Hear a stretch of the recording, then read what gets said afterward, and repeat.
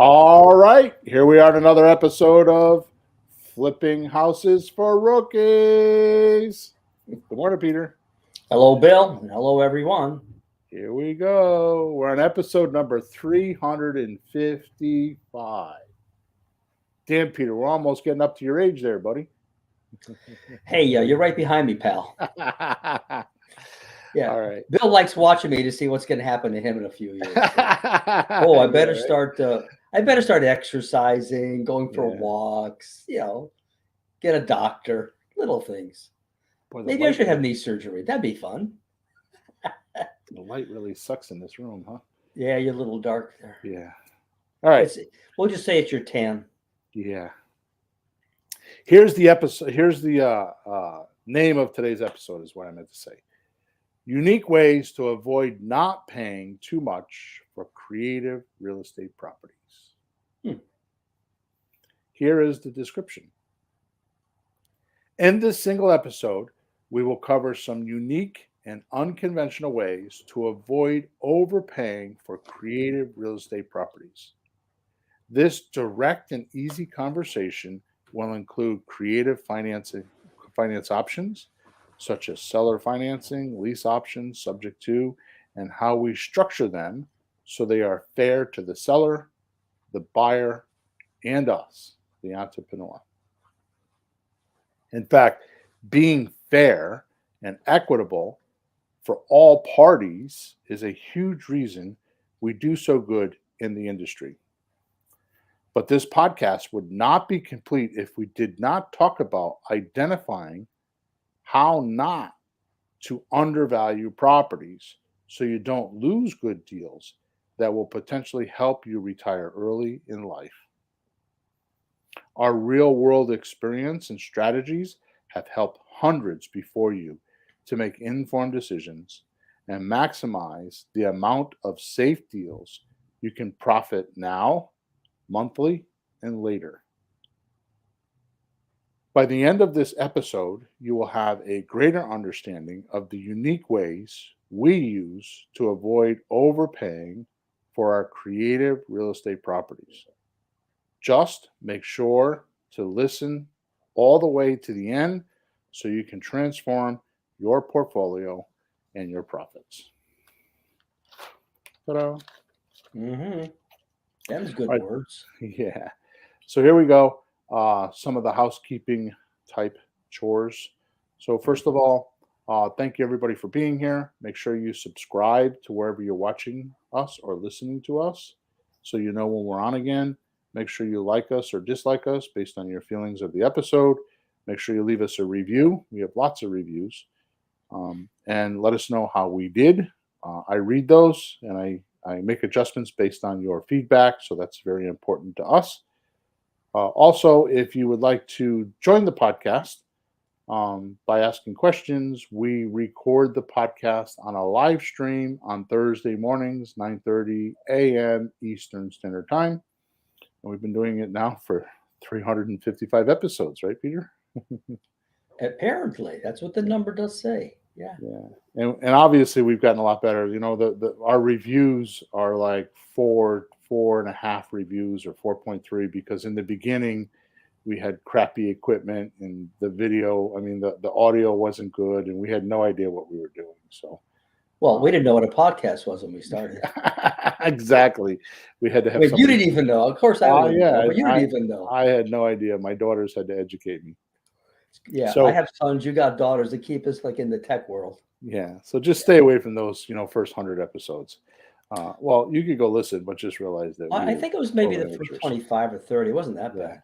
Yeah, but it keeps our reviews down. But whatever, it is what it is. We're not here to be Hollywood and show off and pretend like we're like the kings of the world. We're just sharing our experience, and if you want to hear through that or see through that and listen to what we have to tell you, then you'll win. If you're here judging us by the way we look or by the way we act, then you're in the wrong place.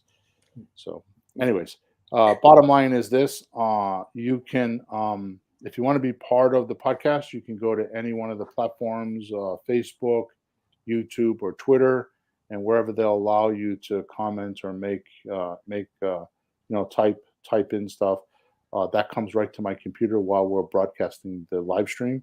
So if you have questions, you can go ahead and ask them there. I prefer you ask them about the podcast because otherwise it gets distracting if we like get off topic, and it makes the podcast more difficult for other people to listen to if we're jumping around. So if you do want to do that, you can go to WhatsApp Messenger. We have a group called Let's Talk Real Estate and WhatsApp Messenger, and that's the place where you can ask. There's dozens of, well, over 100 people in there actually. It's kind of like a mastermind group. Hmm. So anyways, you can go there, or you can go to flippinghouses4rookies.com. Top right hand side of the page is a support ticket, and those tickets come to me. So if you have a question for Peter or myself, just put it there. If you can't find the WhatsApp group, just send me a support ticket and I will send you the link and you can tap right in. Okay. All right. So here we go. I'm always glad to get through that whole section. Oh, yeah. By the way, there's always a link in the description of wherever you're watching us or listening to us. There's a link there that will give you tools to help you with whatever we're talking about. Like, for example, today I think I put in there our new calculator. We have a creative real estate calculator, and there's a link in there to grab it for a short period of time for free, so you can see how it works. You put the calculator there? Yeah, Oh, you guys got to check that out. It's nuts. yeah, It's crazy. It's really good. 30 years of doing hundreds of deals that you need no experience for. All you got to do is put in 4 or 5 numbers, and it's just like I'm making a deal for you. So, Yeah. all right, Pete. So let's start off this episode with an odd statement I don't think I've ever made before. Well, I've made it, but I don't know if I've ever said it publicly. Okay. Right? But it is an observation. Hmm. The only thing a seller will ever let you do wrong is pay too much. Ouch. The only thing a seller will ever let you do wrong is pay too much. Mm-hmm. Which is why I invented this thing called a balanced offer. So let's cover that before we get into the details of how not to overpay for property. Mm-hmm. How's that sound? It makes sense. Balance. Yeah. So let's start off with the balanced offer has 3 parts to it. Mm-hmm. So the very first part is the seller is asking too much. This is the one we run into the most, especially during COVID. Yeah. Now we do a lot of texting. Obviously, we've created our own software called Creative REI Reply, which is becoming insane. It is incredible. I had no idea this software would be where it is right now, and what's coming on the horizon is even more insane. I mean, I'm not trying to promote the software. Well, yes, I am. Why shouldn't I? Right? It's my podcast, my software. Why not talk about it? But yeah, it's my ball, my glove, my bat. It's not really what it is. It's just that it's helping so many people because people can come into this thing, and within a week they're doing deals. We put leads into their account. We automatically have a campaign, and we text them. We use spin tax, which means that no 2 messages are usually sent the same. We make sure that we follow all the phone systems, so we don't get banned and shut off. We have all these special tools. Nowadays, we have a virtual assistant that actually that's AI, automatic auto intelligence, artificial intelligence, Yeah. that actually answers the texts and makes appointments for you. So like once you sign up and get everything set up, it's like you just wait for your phone to ding and then you got an appointment saying, hey, somebody's interested in doing a creative real estate deal. Right. And then once you do that, you get on the phone and you use our calculator, and the calculator tells you which deal is good by a red, yellow, or green light. Obviously, red is no, no, no, and green is go, go, go, and yellow is adjust, adjust, adjust. Right. So the point is that you figure out which deal you got to do, and then once you figure out what the deal is, you go into our training portal and you download a checklist for that type of deal structure. So if you're going to do like a subject to deal, you just download the checklist and like just follow along, and the seller doesn't know that you've never not done a deal before. It's no different than me coaching you every single day saying, here's what you need to do next. It's crazy as you're describing that. I'm thinking I've known you for years now, doing deals and working with you and listening and all the work and scripts and all this work. And all that stuff is your mind in a machine. Yeah, pretty much. Yeah. It's really kind of Interesting. crazy, but I mean, all the things, well, that's all the steps you do. It's taken you years to put in sequence, then you do this, then you do that, and you do that, and it's all just sitting there. It's really nuts. Then when it's time to do the paperwork, you push a button and all the paperwork is generated for you. You don't even do paperwork anymore. It's like if you use the calculator to structure the deal, it takes all the numbers, all the names, the addresses, everything out of the system and puts them on all the proper paperwork because every deal has different paperwork. Mm-hmm. And you send it off to the seller. And then the thing that we don't talk enough about is that when you buy a property or acquire a property, like a lease option or a subject to or whatever, we put it into this auto selling machine, and like it just all you do is just post it on Zillow, post it on apartments.com if you want, on the Facebook, wherever you post it, and you just send it all back to Creative REI Reply, and it does all the work for you. It's like the only thing that you do is you approve people going in the houses because they send you a driver's license. So you approve them to go in and you approve their applications. And that's it. Everything else is done for you. It's kind of incredible. It really is. So, Well, the famous LeGrand says the one thing you should be doing as a business owner is making decisions. yep. So with all that work, all you have to do is decide, make decisions on what you're going to buy and what you're going to sell and to who. But it's like the end of the steps. You don't have to spend all that time at the beginning. Yeah. The sweetest thing you said to me yesterday is the AI is working. Don't text. Don't do anything. Just wait for the appointments and then talk to the sellers. Right. Great. I'll just sit here and wait for it to come in without having to do all that work every day. Yeah, you don't do all the admin. You don't do the $10 an hour stuff. You do the $500 an hour stuff. Yeah. Anyways, back to the podcast. I'm not here to pitch that, but if you did want to see it, just go to Creative Real Estate, Creative Real Estate REI Reply. No, is that right? CreativeREIReply.com. There it is. CreativeREIReply.com. Mm-hmm. REIReply.com. Anyways, so back, and the reason why I was talking about this is because we were texting a lot of people, and they would text us and say, "Oh, give me $1 million for this house for my condo." Yeah, for $180,000 house, or give me $1 million, right? Yeah. So that's an extreme of an unbalanced offer. So the seller is asking too much, or is not willing to settle on a reasonable price. Mm-hmm. In other words, the deal is tipped too much towards the seller with very little regard for the buyer. Yep. Now, here's a good indicator. They have no concept, or pretend like they don't know they have a concept, or act like they have no concept of where the money's coming from. Yeah. Right? So they're completely numb to the fact that the house needs to get appraised. Right? And that the bank is just not going to lend an extra $50,000 in a house. Now, during COVID, which is the subject to part of the conversation, which don't let me forget, because I don't know if I have it in my notes, but I want to come back to this. Mm-hmm. But the subject to portion now is the best time ever to do subject to.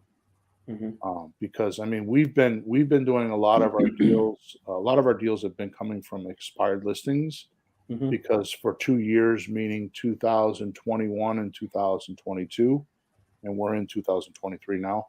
But in 2021 and 2022, COVID, because let's back up. I'm way off topic here, but inflation means not enough products, too much money.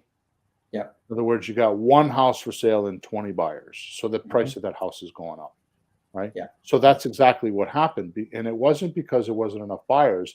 It was because nobody had, if you sold their house, nobody had a place to go. Mm. I was just talking to somebody yesterday, and they were like, yeah, I'd really like to sell my house, but what's the sense? Because if I sell it for $600,000, I got to go pay $650,000 to buy a house. You know what I mean? Right. And that's what was happening. It wasn't that there wasn't all these other myths about there were shortages and everything. And of course, people having to stay contained in their house and not have disease and die was part of it, but that was just Mhm. in the beginning. Anyways, my point is that we had struggled as investors to like get those properties because people were selling them. You heard many stories. Oh, my friend sold their house $50,000 over asking price, and their asking price was 20,000 higher or 50,000 higher than they thought they could get. Yeah. Right. Yeah. So the point that I'm trying to make here, and I'm belaboring too much, is this: what happened to all those people that overpaid? Mm. Now it's a year or two later, and they're ready to sell, and they're going to try to get back their money. How are they going to do that?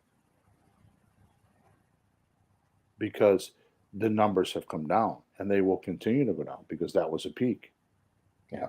Right. So if they put so the way that this was happening is the houses, the realtors were selling the houses, or whoever was selling the houses, and they would go beg, borrow, and steal, use all their connections to get the appraiser to really peak the appraisal.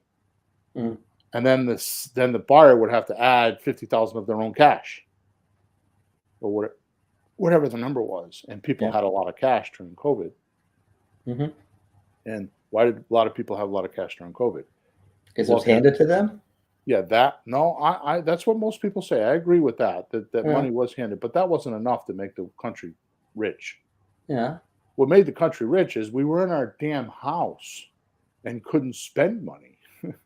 Yeah, that too. It's not like we went to the restaurant and spent $200 a week or whatever. You know what I mean? It's not Vacation, like air flights, all that stuff. yeah, all the things that we spend money on that we don't realize we spend, like going and get a cup of coffee every day at Starbucks for $5. That's You know what I right. mean? All that stuff didn't happen. Yeah, we had groceries and stuff, but all those, we didn't go get our car washed, or we didn't buy a new couch, or all the things that we spend our money on, we weren't spending our money on. Mhm. And people were just like, I mean, some people did renovations on their houses and stuff, but most Sure. people didn't. Right? I saw that. So, I did. so number one, an unbalanced offer is when the seller's asking too much money, being inconsiderate of how the seller is going to receive the money, how the buyer is going to get the money, right? Like it's just not. It's all for the seller's benefit, nobody else's, Yeah. right? Well, then it then brings us to the opposite. I have to sneeze, so if hang on. Yeah. Oh my Hey, go goodness. go go ahead and sneeze. Before you switch, my son just bought a house,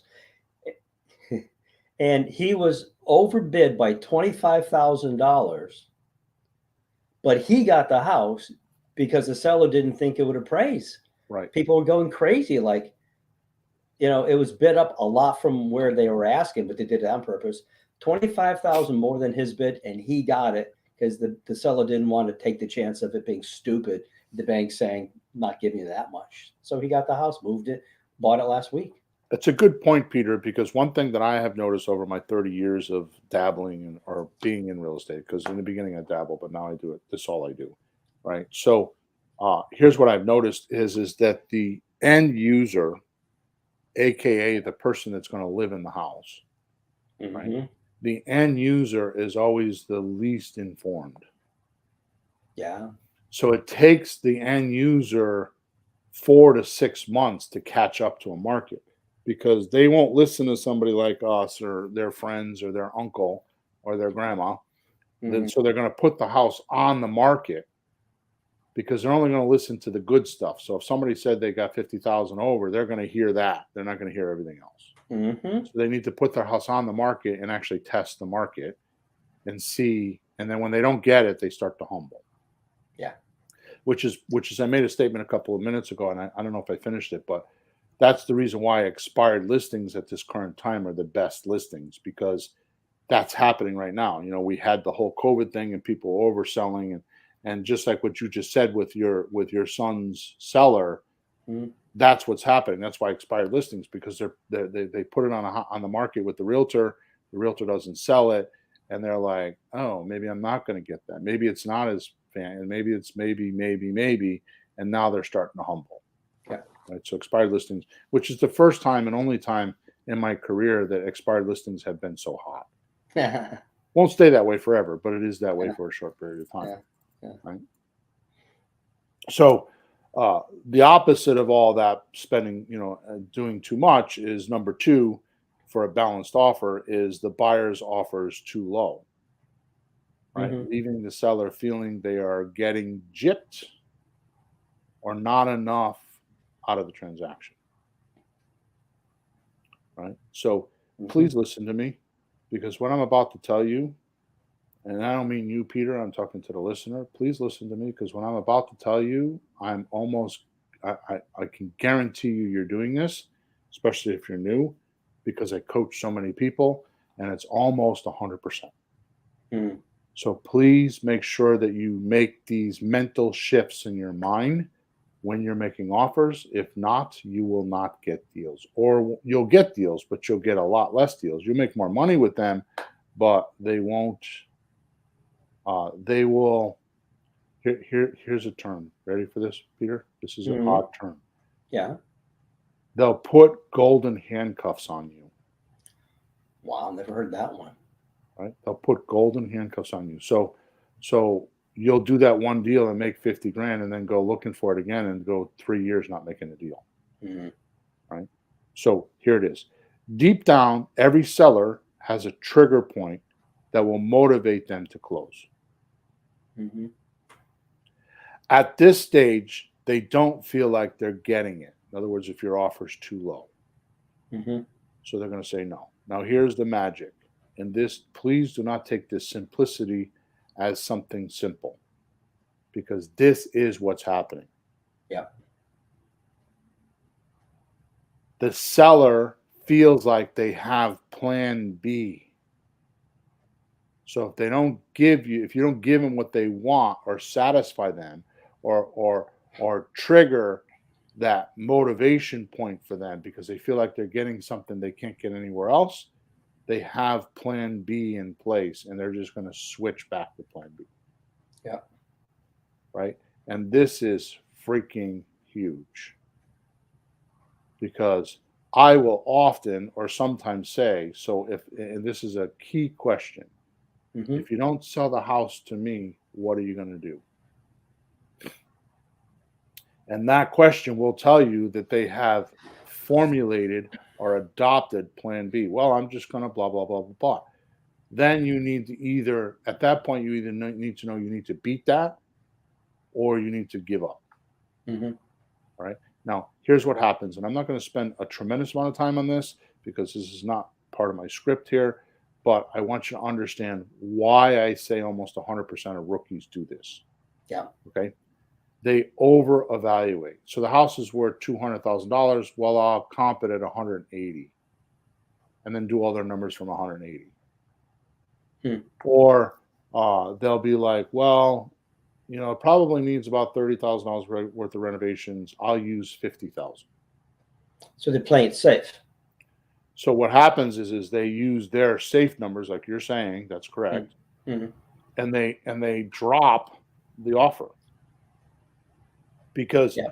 let's face it, whether it was I learned it from Ron LeGrand, so I don't know of anybody else doing it. God knows. I mean, I've been to seminars because I obviously come to Florida, and I've been to seminars because Ron LeGrand is from down here, and I've met people that knew him before he was a big guru, and they claim they taught it to him. So who knows where he got it from, but he is definitely the master at teaching a lot of people. He is a seminar king. Hmm. Okay, so whether he invented this stuff or rehashing it doesn't matter. He taught a lot of people like myself, and one of the things that he teaches and everybody else teaches is there is a pretty house comp.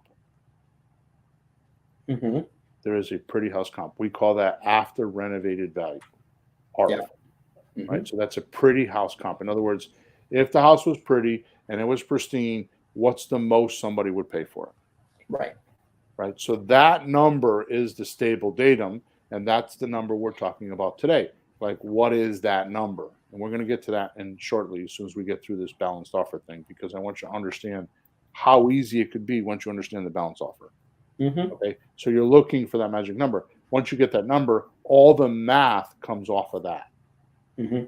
Right. So what I'm saying is if you're going to do $50,000 repairs instead of 30, it changes that number. Or if you're going to knock $20,000 off the price of the house to be conservative, Mm. it's going to change that number. And if you do both of them, you're dead Yeah. because you have to find that sweet spot. You have to find what the seller is willing to do, and you have to find what the buyer is willing to do. Mm-hmm. Which is why I put the calculator into the link of the description, because the calculator does all that for you.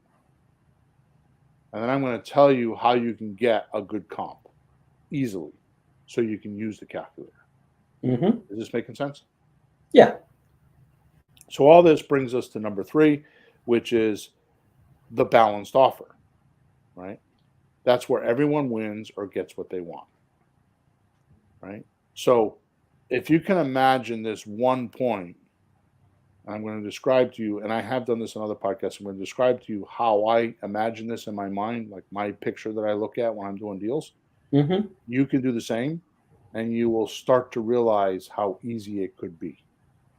And you'll start to realize how you need to ask questions because you're looking, you're not fishing, you're fishing for a specific fish, a 3-pound bass, Mm-hmm. or you're fishing for what are those some tuna fish in the Mm-hmm. ocean, Yeah. or what is the one with the nose on The it? swordfish. Swordfish. Yeah, it's a specific thing you're looking for, and once you know that, you can start asking questions or go to places where you know they are. Mm. Right? It makes things easier. So so my image is like in a nightclub. You go to a nightclub, and most people listening to us have been to a nightclub, I would think. Mm-hmm. And you go into the nightclub, and there's these tables that are what, 4.5 feet tall, and Yep. they're like 2 feet round, Mm-hmm. right? And there are places. So when you go into a nightclub, you go over to this table and you stand around it. Usually stand around it. Some places have chairs, but you stand around it. Or you go into any of these restaurants like Chili's or TGI Fridays, or and you go into the bar area, and there's tables around these, but the tables are high. Mm-hmm. Right. So let's just go back to the nightclub. So you go there and you stand around this table, right? That's your anchor point for the nightclub. So you go off and you dance, you go to the bathroom, you do whatever you're going to do, but you keep coming back to that table. You keep coming back to that table because A, your friends are there, and B, that's where the waitress or waiter will come with the drinks. And oh, yeah, that's where you're going to pay for everything. So everything happens on that table. Yep. It's like the anchor point or the stable datum of the night in Yep. the club. Does that make sense? Yeah. Besides, you can't stand with your hand with a drink in one hand and a cigarette in the other hand all night long. You got to put it down somewhere. So, Peter's a cigarette. Yeah, you're back in the 70s now. that's right. You can't smoke it anymore Damn. inside. So you got one hand free now. Yeah. Yeah. So my point is everything is done on this table. The table is like the stable point of the night. Yeah. So in a transaction, the closing table, aka as we call it, is the stable point of the transaction, right? So so envision it like this. It's like a high-powered magnet, Mm. and all the pieces and parts of the transaction are little pieces of steel, and they're getting attracted to this location, right? Yeah. It pulls everybody and everything to the table like it's the center of gravity of something, Mm. right? So what's going to happen is the way you create this phenomenon that I'm talking about, because every one of my closings is like this, and it's very simple. What causes this centrifugal force that pulls all the pieces to a smooth, healthy closing is everyone coming to that table is going to get something. Mm. And that's not the trick. That's not the trick.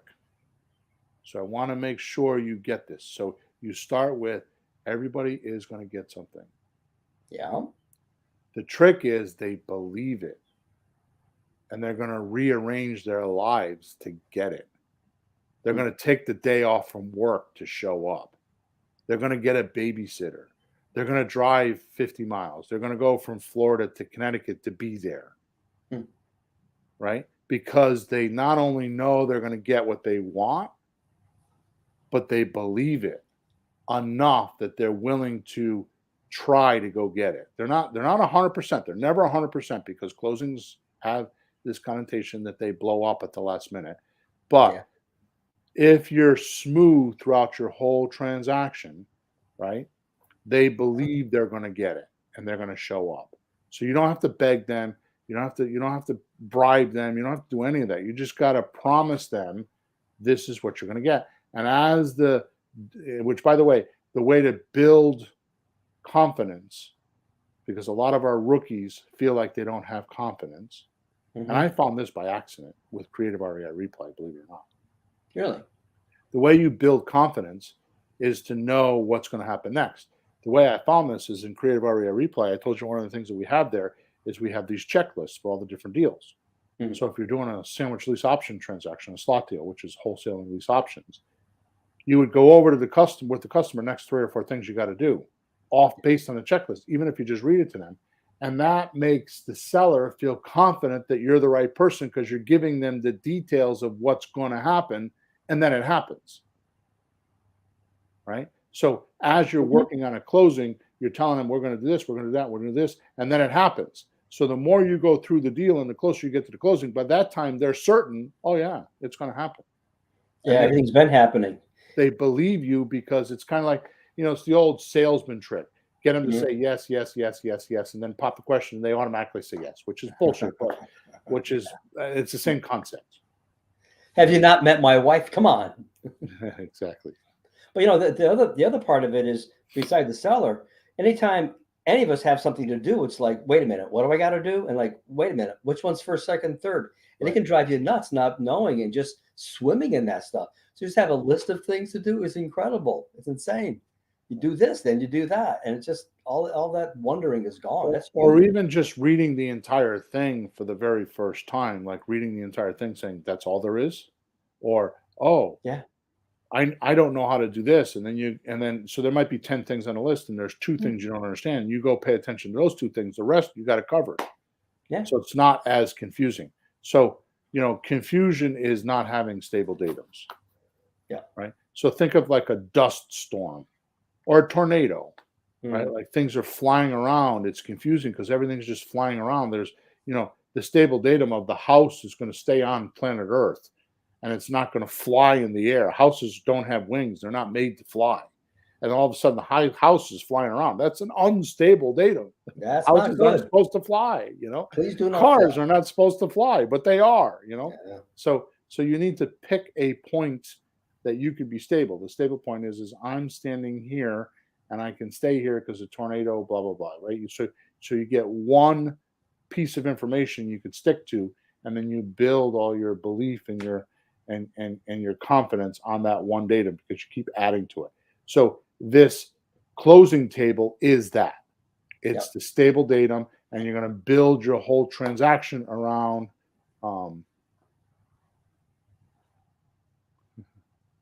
you can build your stable datum around that closing. Mm-hmm. So Yvette, I'm not sure. She said, how can I start this? Mm-hmm. Well, she either means real estate in general or the Creative REI. Yeah, I would say the best way to start it is Creative REI Replay. That's the best way. I mean, it's a few bucks to get going, but it is a business in a box. It's like having a franchise. So, anyways, let's keep moving. So, hopefully, I answered. Let me know that if I answered that. If not, go to Flipping Houses for Rookies. On the very bottom of the page, there's a free course on the bottom of the page. Go there. Okay. Mm-hmm. Good. So yeah, just go to creativereireplay.com. and the prices are there. So just make sure you watch the webinar because there's a bunch of discounts on the webinar. Or just go to Flipping Houses for Rookies, go to the bottom and sign in, and you can get a bunch of free stuff there. All right. So the last point of this, because I'm belaboring this too much, but I'm not belaboring this because, like I get into these ideas, like from my title, and I'm giving you like the theory behind it instead of just giving you, because what happened is we used to just tell you, just go do this and go do that and go this, and people would not take us serious because it was too simple. So Mhm. nowadays we kind of give you a little theory behind it so you know why you're doing it. It makes more sense, right? So Sure. here's the last point on this before I move on, right? So most people think that money is the item Mhm. and only money. That's the whole entire realtor system, which is why I pick on it, Yeah. because there are a lot of transactions. When you talk to thousands of people, I mean, I lost track of 4 or 5,000 people, which was probably 10 years ago. You know what I mean? When you Mhm. talk to thousands of people, you start to realize that money can't fix everything, right? And I'm going to give you proof of that right now, Peter, Mhm. right? And this is not my saying. I'm just going to pick out a saying, right? Yeah. Money can't buy love. Well, that's got to be true. The Beatles said so. Right? That's why I did it. So that's just evidence that money can't buy everything, Yeah. right? Money can't buy happiness, right? Mhm. So money doesn't fix everything. Now, I'm Mhm. not going to belittle it. Money helps, but it doesn't do everything, right? No, no, we've been in houses with people where they have problems that it's not the money. They just need something to happen with the house, and they just don't. The money is like, no, just please. This house is driving me nuts. Please, and it's just certain circumstances that happens. You wouldn't believe it. I've seen it. Like, I don't get it, but that happens to people. It's not the money. Yeah, so you got to start Yes. digging in and you got to find out what's going on. And let me give you some examples.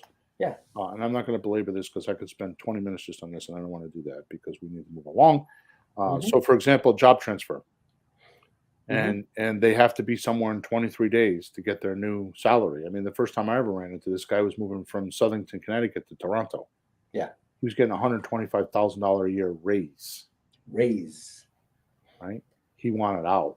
So, well, it makes it more important to get to the job, not nickel and dime another couple of grand out of this one. 125 over there, a couple of grand over here, extra, more or less. You got to That get was to the that the was one money. of my first rent to owns I did years ago. I mean, Yeah. he was making like at that point now going to make like almost $400,000 a year, Yeah. and his wife lived in Toronto and had support system for the new kids they had. Yeah. So he ended up paying me. He gave me a rent to own for 300 and change less than what he was paying. Mm, I think he was paying 18 and change, and I paid 15. yeah. Right, that was the first time I learned that. Right, Mm. so there you go. But it was worth Another, it to him. It was yeah, worth it to him. yeah. Another example would be divorce. Husband and wife are not talking to one another, Yeah. and you need to mediate between them. There is no mediator that's going to help the divorce. All you have is, and I'm going to be rude for a second, but merchants of chaos, which is the lawyer. The lawyer makes his money on. My sister paid $20,000 for a divorce because she refused to talk to her ex-husband, Wow. right? And the reason why is because she had transgressions against him and didn't want him to find out. Mm, She doesn't know this, but this is my perception of what happened, right? So yeah. that's what causes divorces. Divorces is usually somebody did something wrong and they don't want the other person to know it, so they're trying to get out of the marriage most Hmm. often, right? So the lawyer is making all his fees on them not talking. Another one is a person's in foreclosure and they stick their head in the sand, Hmm. right? They don't know that they can do a loan modification. They think the only solution is just to give the house back to the bank, not knowing how much of a ramification that is later in their life. They don't know that the next 2 years, this is not going to go away. At 5 years, this is just not going to go away. The Hmm. bank is going to try to get their money. They're good at this. They are going to berate you. They're going to chase you. They're going to attach pay. They're going to call you. They're going to turn your life into misery because that's what they do, right? And then you Right. quickly make this decision because you feel like you're overwhelmed, right? There Hmm. you go. which brings us to the whole point of, and I don't want to keep diverting, but remember I told you one time when I make decisions, the first and second decision is the worst. Yeah, anytime you have a problem, what do I do? Like, well, we'll just borrow the money. Like, no, no, no, no, no, no, no, no. That might not be we'll just sell it. No, no, no, no, no. And sometimes it's the fourth, fifth, sixth, or seventh 10, plan, and 12. then like, oh, that's a good one. Yeah, I But just keep writing solutions down, and then when I start getting what into if? double digits is when the real solutions come about. Good Right? ones, really, really So good ones. definition of solution is problem goes away. Yeah. Right. So one more probate. Hmm. House needs a lot of repairs, and the siblings don't want to put the money into it. They don't want to deal with it, or they're all out of state and they don't know how to hire a contractor, right? And they don't know what to do. And They you have the ever money. They may even want to put the money into it, but they all live out of state. Or there's always the brother-in-law or the sister-in-law that's greedy. I that don't want to doesn't let want her. to or wants, Yeah, yeah. I don't want her or him to have it. So like screw them. I'm not, there's always that kind of stuff too. Hey, we had a funny one. We were in a house, and the guy got the house, I think, from the parents, right? And he thought he would renovate it, but he was too busy working, flying here, flying Right. there. The girlfriend starts renovating it. She starts getting annoyed. He says, "For the love of God, get this house away from me." It Yeah. was just ruining the relationship, and he didn't Right. need the money. Yeah. But like, I don't know which one that is. A little bit of everything. But Right. I remember that one with you. That was like the guy would just please take this house, and I learned right there, it's not the money. Yeah. Sometimes it is, but most often it's not. So my Mhm. point is money could fix some of these, but there is still more to do once the money is there. Yeah. And the seller doesn't want to deal with that portion of it. Hmm. So that's what makes us more vulnerable than a realtor, because the only thing a realtor could do is bring money. Yeah. Right? Okay, so let's get back to square one. How much is the property worth? Mm. So here's what I do. Hmm. And again, don't take this for being too simple, but I've been doing it for 30 years and I've bought hundreds of houses doing this. I do it with my Hmm. clients every single week or when I need to, right? Actually, there's two things I do for my clients that they pay me a lot of money for, and it's almost embarrassing to say this, Yeah. but it's what I do. So the first thing I do is, and I'm going to explain it to you, but I help them with the comp. Hmm. And then the next thing I do is I force them to find the money now, the money monthly, and the money later in their transaction. Yeah. Those two things guide their evaluating process strictly and safely. Hmm. So, what do I do to find the comp? So, first thing I do is I take the address of the house Hmm. and I just type it into Google, the entire address, Yep. street number, street name, city, state, zip code. So there's Hmm. no confusion. I don't get the wrong because I used to not do that. And next thing you know, I'm looking at a house and it's like, I think it's in Connecticut and it's in Tennessee. Oh, yeah. Oh shit, I missed that. You mean Right. there's more than one Main Street in the world? Yeah, exactly. Yeah. So Church Street. when you do that, now Google, when you type something into Google, there's a thing that the page that pops up is called a SERP. A SERP. It's a search engine result page. That's the Hmm. page that comes up when you hit enter. So Hmm. that search engine result page is going to give you several sites Yeah. like Zillow, RealQuest, Redfin, Realtor.com, Trulia, HotPads, etc. Right, Hmm. and you might have to go through one or two pages, but you're going to get those. So here's what I do: I write them down. I know I'm old-fashioned and I still use paper and pencil. God, crucify me because I'm doing that. But I write them down, or I just put them in a calculator. Hmm. Right? And what I do is I pick 3 to 5 of them. 5 is the magic number, right? And I note them down. So if Zillow says 180 and Redfin says 175 and RealQuest says 190, whatever the numbers are, I put all of them into the calculator. Hmm. And then I divide by how many numbers. So if I have 5 websites I got the numbers off of, I divide that number by 5. And that gives me the average uh, comp for this house, Hmm. right? So I use the average number before to do all my negotiating. Boy, that's not complicated. No. But remember the first time you told me, how am I supposed to know? You type it into Google. I mean, years and years ago, I didn't even know that. A lot of people know that, sure, use a computer, but that's as simple as it is. The numbers are there. I'm going to come back to this in a minute because I Yeah. know that the thinker brains are like wigging out. No way, I'm not doing that. I got my own system. Well, they're not buying houses. Hmm. Or if they're buying houses, they're leaving money on the table. They're not buying enough houses, right? Hmm. So you use the average number to negotiate. If the house is pretty, you're good. Hmm.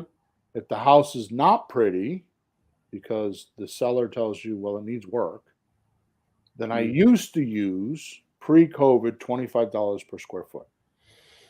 Right. Nowadays, with COVID, we're using more like $35 per square foot. Now, Yeah. I'm not going to get into a whole conversation about this because this is a podcast within itself, but there is a difference between these two words, Mhm. renovate and remodel. Okay. So, renovate is remove and replace. Remove and replace the kitchen, cabinets, and the hardware. Hmm. Remove and replace the bathroom, right? Yep. And I'm talking about, like the vanities, the sinks, that kind of stuff. Remodel is when all of a sudden you have to start pulling permits because you're changing walls, you're changing floor plan, you're reconfiguring the house. Yep. Now, when I do remodels, which I don't do anymore because I don't have to do that, when I do remodel, what I do is I take the average cost for a new construction. Let's say it's $100, $120 per square foot, and I divide it in half. So if it's $125, it's $120 per square foot to build a brand new house in your area, then I figure $60 to $65 for a remodel. Oh, gotcha. Yep. This is just cursory math, so you don't have to go do this when you're negotiating. But Hmm. for now, if the house needs repairs, just use $35 per square foot and just get a ballpark figure out. None of this matters, and I'm going to explain that to you in a minute. This Hmm. is just while you're on the first time on the phone with the seller and you're negotiating. Yeah, we're not Now, closing yet. We're just starting a conversation. right. Now, here's the shocker. Hmm. All of this is done while testing the seller's motivation, like we were just talking about, Mm. and willingness to negotiate and sell. Once you agree and sign a non-committal, we call it the memorandum document, you now know your seller's committed because there's a psychological point of them selling of them signing. I'm sorry, them signing that document. Hmm. Document is non-legal. It is just showing you their intention, right? Yeah. Doesn't mean you're going to close. Doesn't mean you have a deal. It just means that they're going to keep working with you to the next step. Hmm. But there's a psychological point of them signing a document. Like later on, well, you should list it with a realtor. Well, I signed with this other guy. I can't do that. Right. And that's what it's doing, right? So here, at this point, you're going to go do your property due diligence. Hmm. This is where you're going to go out and you're going to look at the property or send somebody out to take pictures. This is where you might get a contractor involved. This is also where you might call a realtor and say, can you give me a comp? Yep. Or this is where you're going to dig in or have it appraised.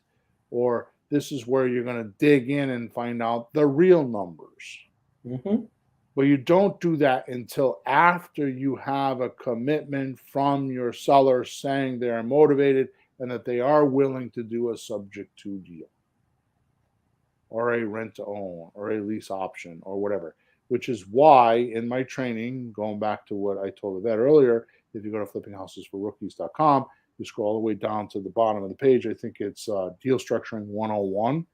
There's a handful of videos in there, and it shows you how I do all that math and how you would figure out which deal to do when. It shows you a loan to value ratio. It shows you all that stuff, Yeah. which is that's my claim to fame in the industry is how you do that. Right. Now, here's the magic thing. If you're paying too much, who cares? All you have is a non-legal memorandum, and you go back to the person and say, hey, you don't say this, but you act like this, like, hey, dude, you lied. You told me it doesn't need any repairs. There's like no kitchen in the house. I Hmm. remember one time I went in a house. I think you were with me. We were in Waterbury, Yeah. and Waterbury, Connecticut. And we went in the Yeah. house, and the kitchen was in the basement because it was an older Italian lady, and that's where she wanted it. And they took the kitchen instead of being on the main floor, like with the dining room and the living room. They made it another room, and they didn't tell me that on the phone. So it's like that interferes. Now the purpose of doing all of this is to figure out how popular your house is going to be when you go to find a buyer. Like how many buyers are going to like it or dislike it. You do not evaluate when you're doing your due diligence on what you like or don't like. You're going to evaluate on what your buyer would like or not like. Like maybe, I remember one time this happened to me. Um, where I went to look at a house. My wife and I went out for dinner, and I'm like, I want to swing by this before we go. I got to swing by and take a look at this house. And she's like, "This is a crappy neighborhood. Why would you buy in this neighborhood?" And I'm like, "There's no vacant houses here, right? So people are buying here. I wouldn't live here, but people would. You know what I mean? Just like where I live, some people wouldn't live there either. You know what I mean? So, anyways, so does this make sense? Yes, it do. You're gonna do your due diligence. So if you go to the house and it's not right, you're gonna do what we call in the business retrading or renegotiating. And you're gonna go back to the seller and you'll say, "Well, I don't know about this. I don't know about that. I don't know about this." As soon as I get done here in a couple minutes before we end off, I'm going to tell you how you can solve this problem and still do this deal even if the seller doesn't agree with you. I'm going to show you how to do that. Right now, if you're negotiating on a terms deal, you need to know how much money to pay monthly, right? This is a major confusion in the industry, by the way, because we often do rent to owns. I often do rent to owns. I suggest that's how you make money now, money monthly, money later, is you sell on a rent to own or a lease option, right? You don't sell for just all cash. That's kind of stupid, right? So, and the reason why I say that is because yeah, you might get 20 or 30 grand, but that's it. You got a job. You got to do one every month or 3 a year, right? You're better off to set it and forget it by putting, getting $800 or $1,000 a month or $500 a month positive cash flow. And after a while, you can retire because you got money coming in. You got more money coming in than what you need, right? That's the way you retire. So here's what happens with this monthly rental. Most people go to this place that I can't stand, which is called Rentometer. Oh. Right now, I get this in my support tickets all the time on flipping houses for rookies and in creative REI replay. Mm-hmm. Rentometer says it's 1,400, and I'm like, so who cares? And here's it's a mind shift because here's what you need to do. Mm-hmm. You need to realize you're selling the house. That's The right. You're not renting it. yeah, You're not renting it. You're selling it. The mentality of your buyer is I am buying this house and you are giving them an opportunity to pay for it until they can get qualified for a mortgage. Right. They are not renters. You're not going to fix toilets, you're not cutting the grass, you're not plowing the snow, you're not doing anything except collecting money. Now, when you understand that concept, it's easier for you to explain to your seller what you're doing because what you're doing is you're taking this house and you are the bank. The guy with the gold makes the rules.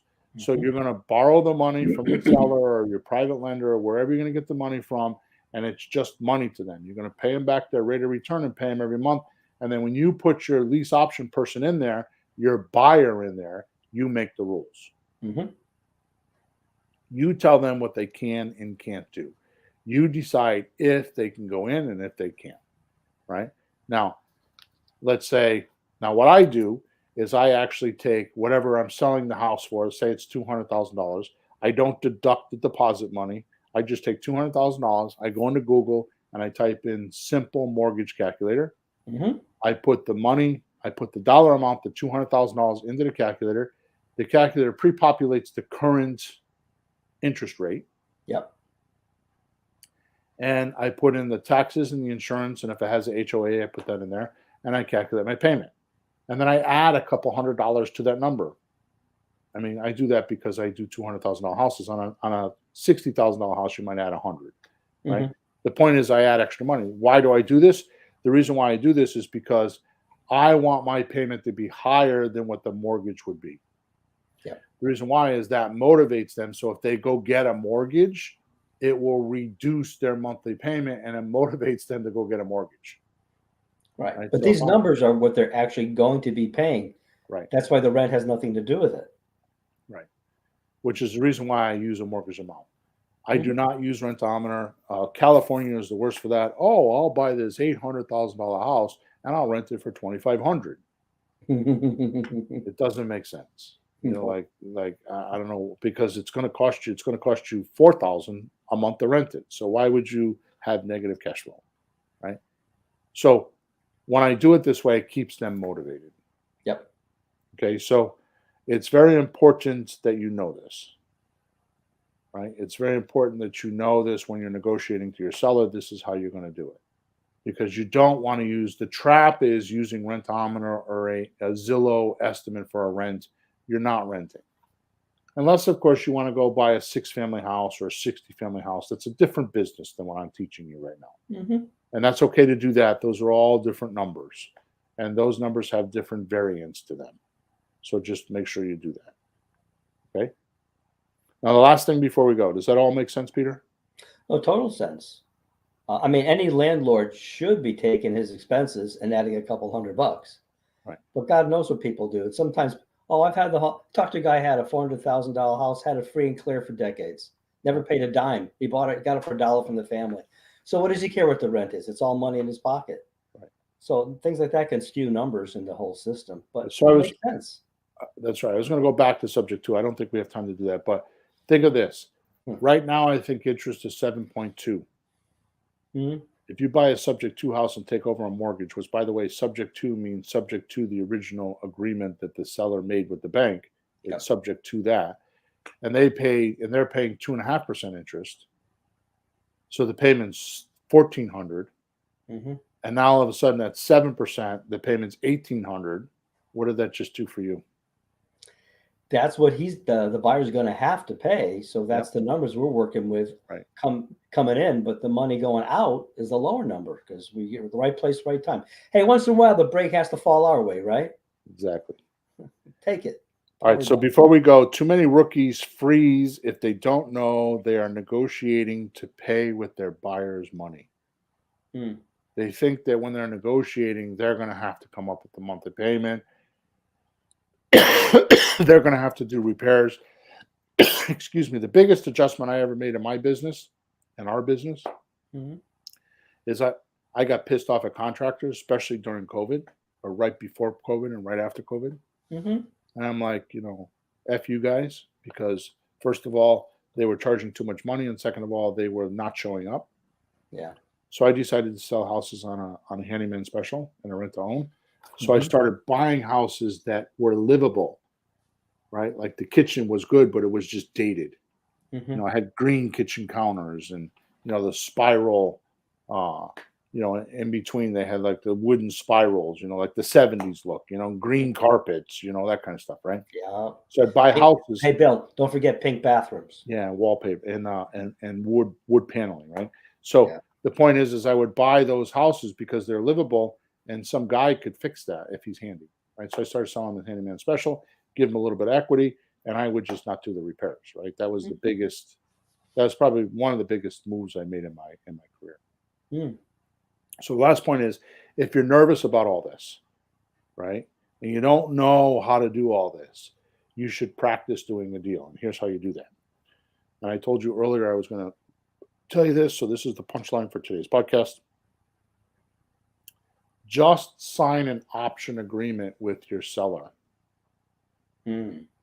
If you're worried about the repairs, you're worried about the neighborhood, there's something about the deal that just doesn't sit well with you. Mm. You're not sure how popular the house is going to be with your buyers. You're not sure of the neighborhood. You're not sure that the sun is too hot or the yellow line is not painted bright enough on the street or there's no sidewalks or the garbage doesn't come on Thursday, whatever your concern is, right? Mhm. I'm being mean. Um, What you do is you sign an option agreement. I prefer for 90 days, but you can do it as little as 30 days. And just once you have an option agreement, which an option agreement is the right to sell, but not the obligation. I mean, the right to buy, but not the obligation. Mm-hmm. You give somebody $100 for an option agreement and you go practice. Now you have this house and you can go sell it, whatever you agree with the seller for all cash or for a rent to own, which is a slot deal. You could go practice with this deal. Mm-hmm. Yep. More importantly, it'll help you learn your farm market, the area that you want to do business in, because your buyers will start telling you how much they want to pay for the house, or they want, like this is how I found out I don't like to do 2 bedrooms because they sit longer. Mm-hmm. I found out the hard way because what happened was I bought 2 bedrooms and I had to pay, like I have a house. I was thinking this morning, I have a house in Cleveland. I've owned it since I think November or December, and it's sitting there vacant at $900 a month. Ooh. Right? That's a mistake. Right? And you would think that I don't make mistakes, but I still make mistakes. It's a 2-bed? 8 bedrooms, 3 bathrooms. Ooh, that one. Yeah. So, and I have another house that's a 3 bedroom, 2 bath that I just put, that I bought at the same time from another person, but I paid $18,000 for an $80,000 house, but it's just sitting there. I put a roof on it for $12,000, and it's just sitting there and needs paint and all that kind of stuff. So I got 2 houses sitting for 6 months, which is just eating me alive. And I'm watching the bank account go down because it's costing me $1,200-$1,400 a month to have these 2 houses just sitting there. So I know what my problem is. I'm on a sort of a sabbatical right now. So one of the first things I need to do is I need to get another person to run those properties, because the property manager that's doing it for me is doing a shitty job. Anyways, so my point is I don't want you to get stuck like I am right now. I did that because, first of all, I can afford the payments, and second of all, I did it knowing that this might happen, right? So, and it's me and my life that created this, not the houses, right? So I'm willing to just pay the money, right? So, right, but what's funny about you? In the end, you will fix it, you will sort it out, and you'll make money on it. Yeah, oh yeah. And you just deal with it. You don't see. I wouldn't sleep. Most of our listeners wouldn't sleep. You sleep, and you just go fix it when you get around to it. I'll get around, and you do fine. Well, the trick is, I remember when I was wholesaling cars, I'd buy 75 cars a month and sell 75 cars a month. I would buy from a dealer that wanted the most amount of money and then sell to a dealer that wanted to pay the least amount of money. Right. Yeah. So what I learned was, and I had an old teacher tell me, Billy, here's how it works. If you buy 10 cars, the trick is you're going to lose some money on cars. So just, if you're going to lose money on 3 cars, then just make enough money on the other 7 cars that it overpays for. Yeah. Right. And I'm not telling you to do that, but in my position, that's what it's like. It's like my portfolio's well enough that it can sustain those 2 properties. Right. If that was the only property you had, you would have fixed that a long time ago. I would have not done that. Yeah. Like if it was me, me, that's the house, I'd be all over it and be done. But that I have the one house and then try to move on and get more, of course. So in final, because we have to go, we're a few minutes past the hour. Yep. In final, sign an option agreement. Think of it this way. A realtor would list that house and want 6 months to go to try to sell it. You're asking for 90 days. Yeah. You're asking for 30 days. It's excellent practice for you, because if you don't sell it, all you do is lose your $100 or $10 or $20, whatever you get for an option consideration deposit, and you learn something, right? You'll learn your area. You'll learn what the buyers want. And maybe by accident, you do a deal. But go test the market, right? Go figure out what the property's worth so you don't have to worry about overpaying. It's a unique way to avoid paying too much for creative real estate properties. Yeah. Is don't buy them. Just control them. Do what Nelson Rockefeller said. You gain wealth or keep wealth by owning nothing but controlling everything. Yeah. And that's a perfect way to do it. Is you're going to control it. You don't have to own anything. And you don't need to be a genius to do this. Just do a couple option deals, learn your area, learn what the buyers want, and all of a sudden you'll become a specialist in that area. And you'll know what to do. So when you're talking to sellers, oh yeah, by the way, the magic to this is when you do that, you attain a buyer's list. You get all these people on your list. So now when you're talking to your sellers later on, you're like, oh, I have 58 people on my buyer's list that will want a house just like this. Give me a chance to sell it. Mm-hmm. And what do you think is going to happen? Realtors don't do that. Realtors, you assume they have buyers. They're buyers on the MLS. They don't have an email list with 58 names on it that you can send out an email and somebody will come look at it. No, they'll Okay. have 2 or 3 buyers, and someone else has to come up with them. Right. 2 or 3. They don't have a lot. When you do it this way, you don't get bad deals. It's impossible to get a bad deal because you don't own the deal. I mean, if you had a bad deal, you just walk away. I did that with my the first foreclosure I tried not long ago. Yep. It was really the top of the market as far as how much was owed in the house. This might not work. $100 option. Right. Slept Okay, like good. Slept like a baby. Didn't worry. You know me, I'd worry, but Yeah, there was no problem. it was awesome. Yeah, that's what you want to avoid. You don't want to do this and, oh, it's too much worry. You're going to stress out. You do it so you don't stress out. Right. Anytime you're in business, you set it up so that you don't lose. You just have all the rules so that you don't have to go over the edge and go. You want to know the funniest thing in the world? The funniest thing in the world. I'm going to make this statement as my punchline for today's podcast. Yeah. The funniest thing in the world. As adults, we forget about being children. Mm-hmm. We forget about when we had to potty train, we had to do it 2 or 3 times before we got it right. We forgot about that first spouse we rolled in the hay with and did it wrong. We Mm-hmm. forgot about that food that we tasted and didn't like. We forgot about that driving test that we screwed up because we didn't practice enough.